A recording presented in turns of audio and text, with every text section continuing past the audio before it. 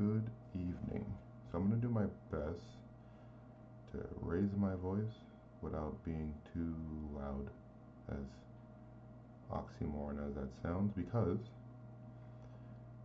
my wife has been telling me that, she watches some of the videos, I'm certain, and I'm a little too low.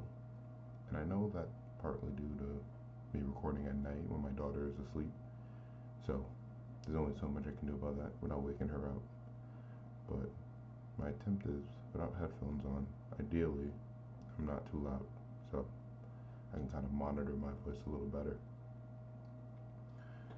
So the first quote I want to read is another by Charles Spurgeon. The greatest enemy to human souls is the self-righteous spirit which makes men look to themselves for salvation. That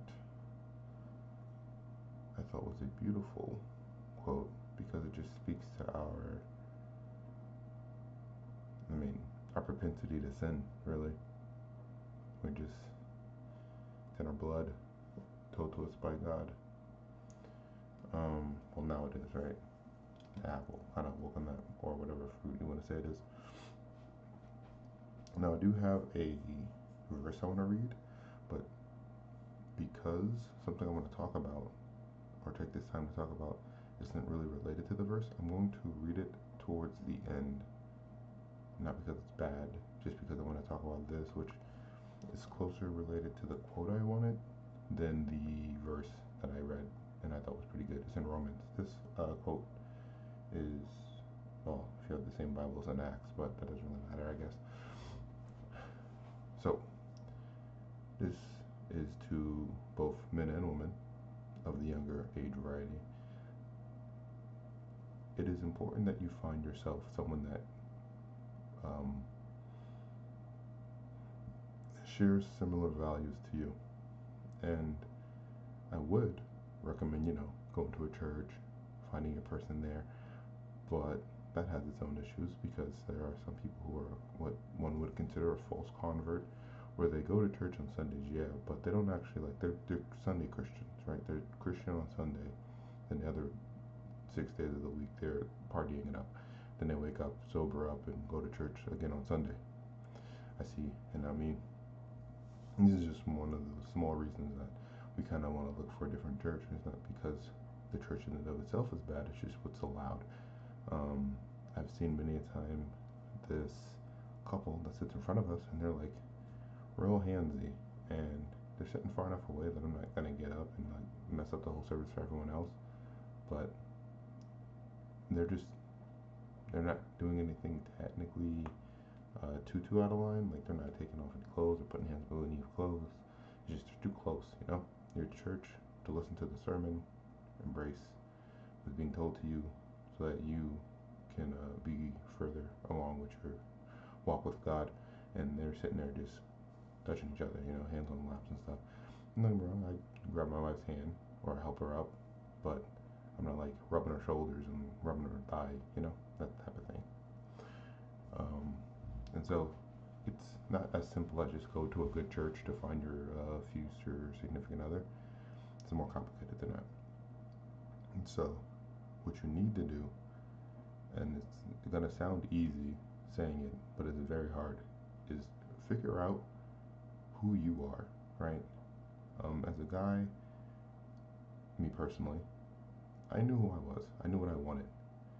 I knew I wanted to have kids at some point. I knew that I wanted, we all have our particular persuasions of dating range. Some don't, and if you don't, that's fine. If you do, try not to. Don't limit yourself to just that. So, as an example, if you only like Asian women, don't limit yourself to just Asian women, unless that is really all you want. In which case, really hone in on that and try and find yourself or put yourself in places where you can find that as a woman. If you really like, I don't know, Latin men, find places where you'll find Latin men, that type of thing. Because obviously there's some attraction issues. You don't want to find someone that ticks all your boxes, but you're like, I don't really like the way they look. So You want to like the way they look, but more importantly, you want to find out, or you want to be more truthful to yourself. So, like I said, I knew what I wanted, I knew who I liked, I knew what I would like and didn't like. And then when my wife came around, mind you, we met in a little bit more of a different environment. We met on because we technically met online, but we didn't meet like in a dating app. We met like gaming. So we met in a different environment. I didn't see her face first, but I did see her personality first, and that's super important because as a guy, guys are visually attracted to people. If you look good, most guys will at least want to come up and talk to you, and that's cool. But that's just the face. Personality sends you over the moon, and that's what's important because my wife had a personality that I loved. She wasn't stuck up. She wasn't full of herself. Me personally, I'm not a very social media heavy guy. I might get on YouTube or I might read stuff on Reddit about a game that I play or follow some news articles on X, but I don't go and like post about my life, and neither does she.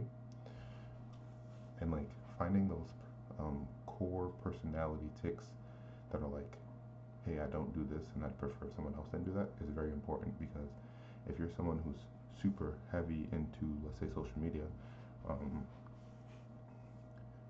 I mean, the hope is that you're not because social media has a lot of negatives, but let's say you are.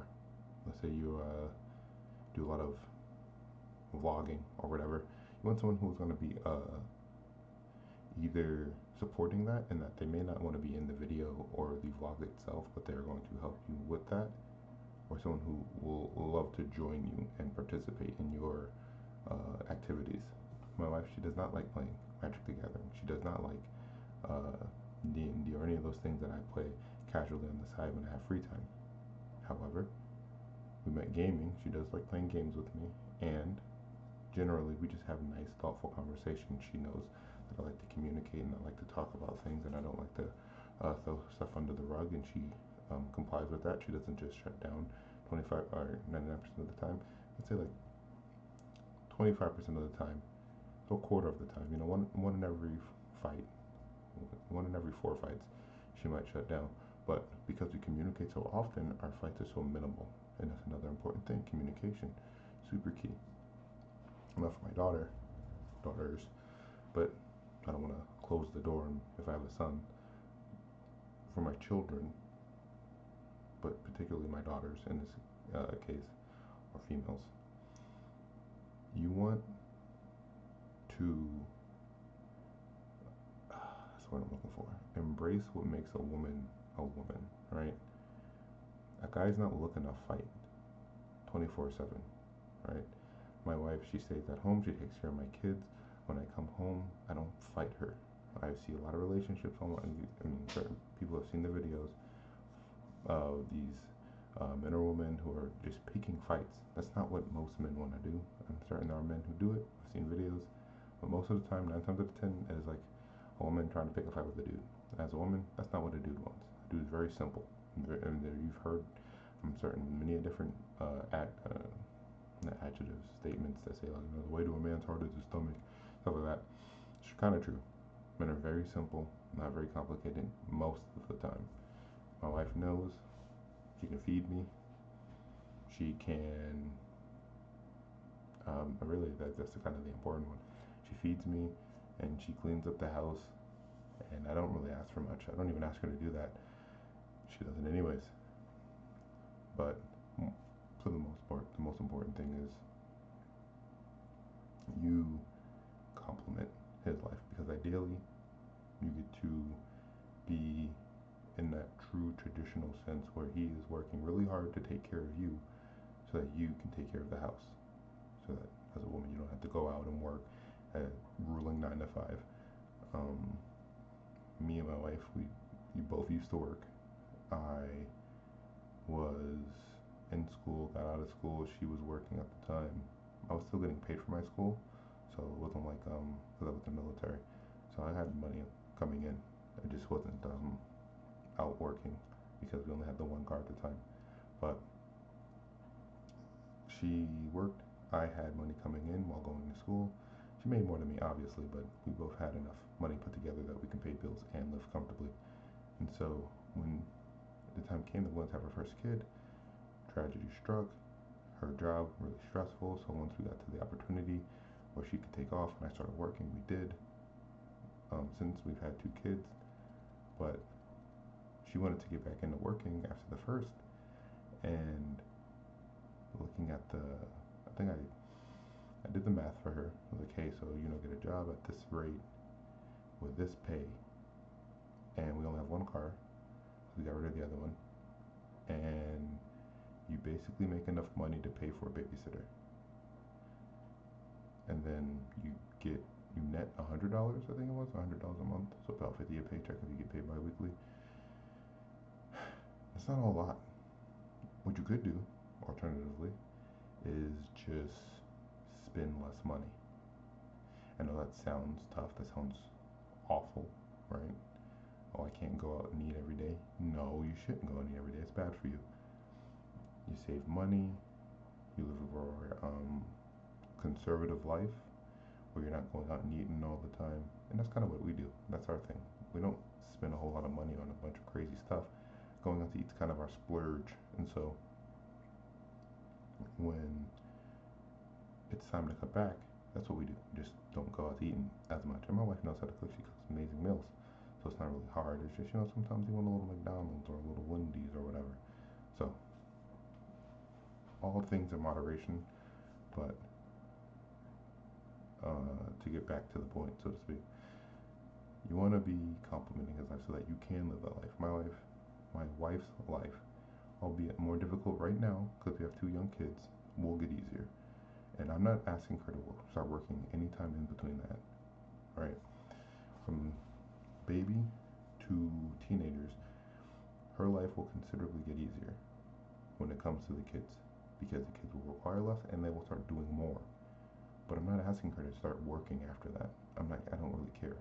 If she wants to, she can, but that is on her after that. I'm not forcing her into it. I'm not asking her for that because I love my wife and I want her to be in the best mind space. And work has its downsides, right? Men can handle stress a lot better than women typically. And she was getting really stressed out. I get stressed. I just take I don't know, a decent shower. I feel better. Typically, if it's like a really stressful day, if it's just stressed enough that when I leave, most times it's just stress enough that when I leave work, I completely just forget about it, don't think about it anymore, and I feel fine. I don't carry that stuff with me home. So, it's crucial as a woman that you try to make yourself a helper. The Bible has verbiage on this, and when I get to that, I'll do a deep dive.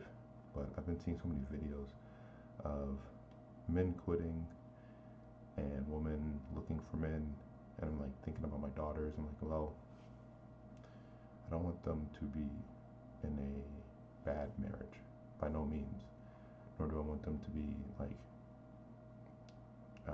I don't mind if they chill at home for a while. No one wants to give away their daughters, but I want them to find the right person who's going to treat them the way I treat my wife, which is, I think, amazingly. She might have different words for that, but I think I treat her pretty good.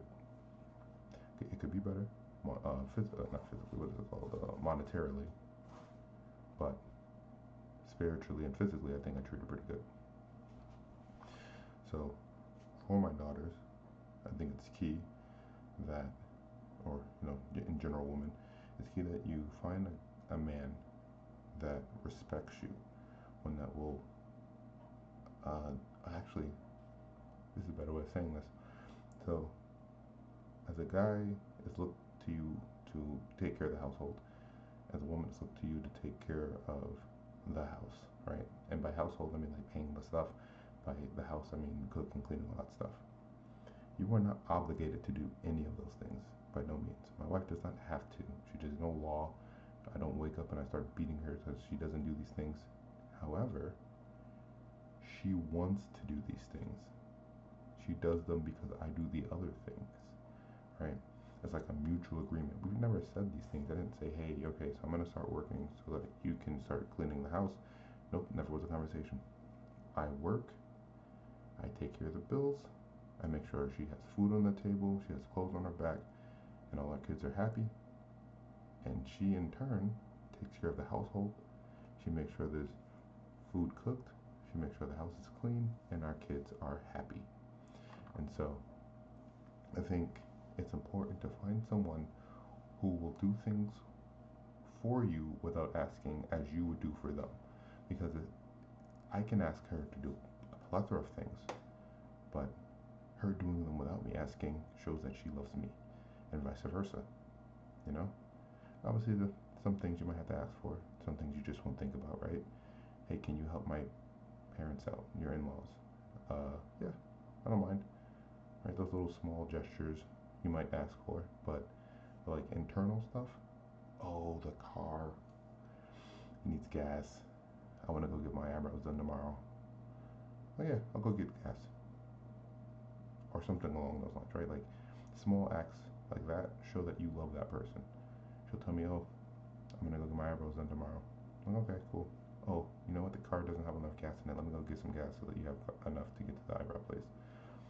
Or her, I'll be playing a game, let's say. One of the few, well, when we used to game a lot and I didn't actually have other responsibilities, short of just making sure my wife is happy, I would be gaming and she'd come to me like, hey, you haven't eaten. You want to eat something to eat? You want me to make you something? I'm like, oh, sure, yeah, thanks. I wasn't really thinking about it. Those things, those small things, they mean a lot. So you want to find a guy who respects you in such a way that he'll do those things for you without asking, and a woman who does the same, who does not fight you. Both sides on this one. You do not want to be fighting all the time. You want to be communicating. Just because you communicate doesn't mean you're fighting, right? If you have a disagreement with something they do, you talk about it. You talk about all the things. You communicate, because communication is key to a happy life. I don't like that whole happy wife, happy life, because that's silly. That basically says that if you do not conform to the needs of your woman, then your life will be bad. It's not how that should work, biblically, nor just in real life. It should be a partnership. You two are one flesh. Communication is key to that, because you're one flesh but two minds. Both minds cannot read each other. Neither of them can. And your minds operate differently. Where I think, today's a nice day. She might be thinking, okay, so the weather is this and this, that, and this, and this. There's a more nuance with her. And that's good in certain places, bad in others. And the same thing with the simpler, logicaler mind. Where my simple, like, oh, today's a nice day. That's good in some places, bad in others. There are plenty of times, it's a good, nice day, I'm going to go to the park. Works out. Take the daughter to the park, things work out fine. And there's other times, today's a nice day, I'll take it to the park. Well, it's like, hey, it's going to rain. Didn't think about that, didn't look at the weather past, what I saw visibly. There's nuance, right? Not every job is going to be one size fits all. There'll be times where an emotional response is better than a logical response, and vice versa. So, if you get anything out of this, I hope it is that to find a decent enough partner, to find a good person for you for life, you need to know who you are as a person. This is both for men and women. Know who you are as a person. Know what you want before you start looking for others, right? Secondly, communicate when you find that person. Your ideas, your goals, what you want, because it's important to know that they're on the same page. Me and my wife, before we became official, like girlfriend, boyfriend, and to married, I told her, like, hey, I'm gonna want kids. I want the white picket fence life, so to speak. And she was like, oh, I don't know about the kids. I don't really know if I want kids just yet. But she never said no. She was like, I don't know. And I was like, okay, that's fine. We can work on that later. Like we can talk about that part later. Because I wasn't pressed on having kids immediately. I just wanted kids at some point.